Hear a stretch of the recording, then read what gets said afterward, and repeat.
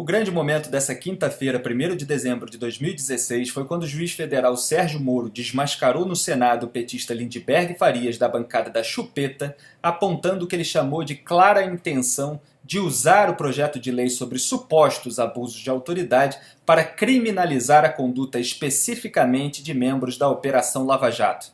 Eu fiz uma edição especial sobre esse memorável confronto que eu já vou mostrar aqui, mas antes convém esclarecer alguns pontos. Ninguém discorda de que abuso de autoridade é grave, ruim e acontece no Brasil. O problema é a amplitude da definição que os parlamentares possam dar a isso ao legislar, ou seja, o risco de incluírem pegadinhas ou os chamados jabutis para varrer a sujeira dos investigados para cima dos investigadores. Um policial abusar sexualmente de um preso, obviamente, é um abuso que merece ser punido.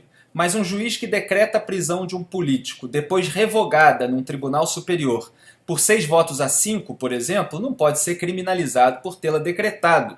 Haveria aí apenas uma divergência na interpretação da lei, não só entre instâncias distintas, mas dentro da própria instância superior. Moro foi ao Senado para sugerir justamente que esse tipo de divergência não seja criminalizada.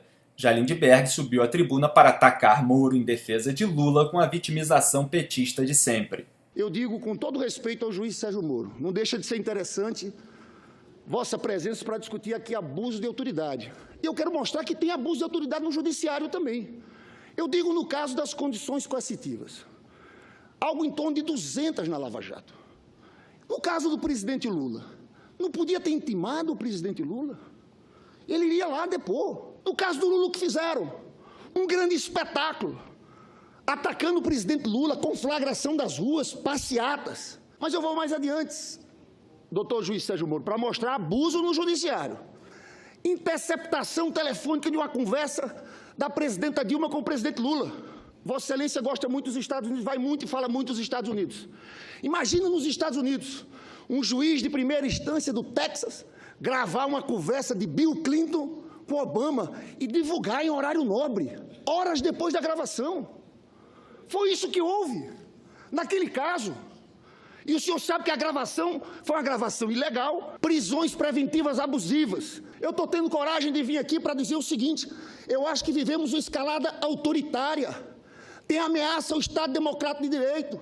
Teria o prazer de discutir esses casos, o que foi feito especificamente com a Petrobras, quando isso fosse encerrado, né? E dar minha opinião sobre o saque que foi feito em cima da Petrobras. Mas eu fico preocupado, e aqui eu externo essa posição, há essa afirmação de que a lei de abuso de autoridade, o projeto não tem nenhuma intenção de frear a Operação Lava Jato. Há essas afirmações de que a Operação Lava Jato é sagrada, mas, não obstante, com todo respeito ao eminente senador, fica claro aqui que está se afirmando que eu, na condução do caso, cometi abuso de autoridade e devo ser punido. Então, me parece claro que a intenção que subjaz, não digo em relação a todos, mas há uma intenção clara de que a lei, o projeto de lei de abuso de autoridade, seja utilizado especificamente para criminalizar condutas de autoridades envolvidas na Operação Lava Jato. Para mim, ficou evidente com o discurso do eminente senador que o propósito é exatamente esse, ao afirmar aqui, categoricamente, que eu teria cometido atos de abuso de autoridade na condução dessa operação. Então, a questão a ser colocada é saber exatamente, então, é essa a intenção do projeto ou não é? Obrigado, Lindbergh, por deixar bem claro.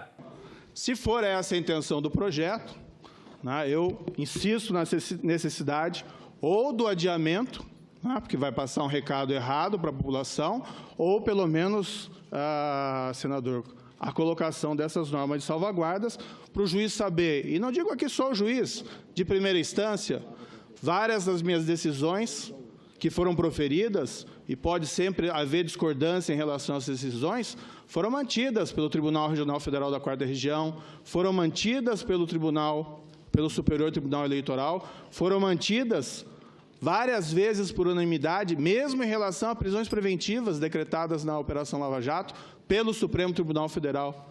Então, a intenção é essa, criminalizar todas essas autoridades, porque há divergência eventual na interpretação que foi adotada pelos juízes? Então, a questão, se a Operação Lava Jato, como muitos dizem, é de fato sagrada, então tem que se pensar realmente acerca da proposição dessa inovação da lei de abuso de autoridade e da intenção aparentemente explícita de que sejam criminalizados agentes envolvidos nessa operação.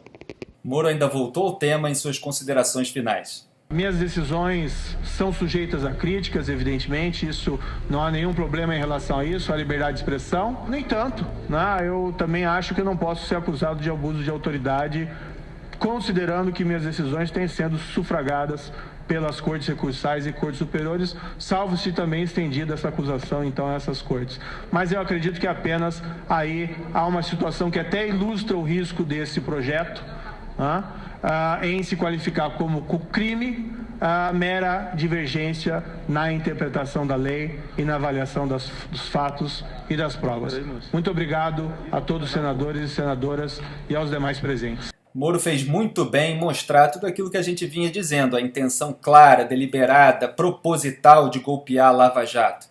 Tanto é assim que Lindbergh foi um dos senadores que tentaram, sem sucesso, votar com urgência e sem qualquer discussão o pacote pró-corruptos, no qual a Câmara dos Deputados havia transformado as 10 medidas originais contra a corrupção. E a Câmara havia feito isso com a votação de 100% dos deputados do PCdoB e 98% dos deputados do PT de Lindbergh. Esses mesmos partidos que diziam que o impeachment era um golpe para frear a Lava Jato, como se eles próprios não tivessem esse interesse.